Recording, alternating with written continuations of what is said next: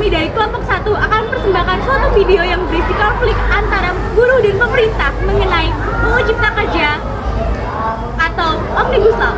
Perkenalkan, yang pertama saya Najwa Putri Prameswari dari absen 33. Saya Delia Kurnia Putri absen 1. Saya Destia Sari absen 10.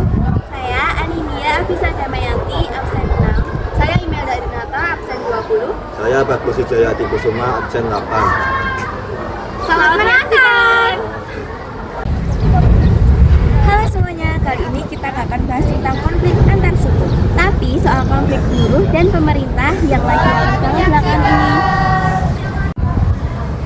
Contohnya saat ada demo besar-besaran tentang UU Cipta Kerja atau Omnibus Law. Ini termasuk konflik antara kelompok sosial dan pendidikan yang berbeda. Kita akan langsung bahas dari sudut pandang sosiologi. Langsung saja kita mulai. Pada tahun 2020, pemerintah mengesahkan UU Cipta Kerja. Para buruh dari berbagai daerah langsung turun ke jalan dan menolak aturan itu. Mereka merasa bahwa hak pekerja mereka justru dikurangi, seperti soal pesangon, jam kerja, dan kontrak. Pemerintah bilang ini demi investasi, namun para buruh merasa mereka tidak dilibatkan. Jadilah konflik antar dua kelompok, yaitu buruh dan pemerintah. Kalau dilihat dari pelajaran sosiologi, ini adalah contoh antara dua kelompok besar. Buruh merupakan kelompok profesi, sedangkan pemerintah merupakan kelompok kekuasaan. Masing-masing punya kepentingan dan ekonomi yang berbeda. Ketika terjadi bentrok, maka muncullah sebuah konflik. Dampaknya besar. Demo ini terjadi di kota-kota besar seperti Jakarta, Surabaya, dan Medan.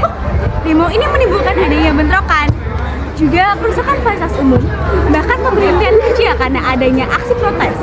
Hubungan antara masyarakat, buruh, dan pemerintah semakin tegang. Solusinya harus lewat dialog sosial yang adil dan terbuka. Pemerintah harus melibatkan buruh untuk membuat kebijakan, dan buruh perlu menyalurkan aspirasi dengan tertib. Dalam sosiologi, konflik dapat dicegah kalau komunikasi dan distribusi kekuasaan berjalan dengan seimbang.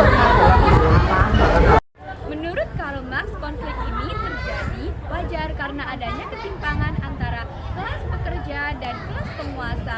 Sedangkan teori interaksionalisme simbolik itu berkata bahwa konflik itu terjadi karena adanya perbedaan makna antara kedua kelompok tersebut terhadap aturannya, sehingga penyelesaiannya itu bisa dengan pemahaman dan komunikasi antara keduanya.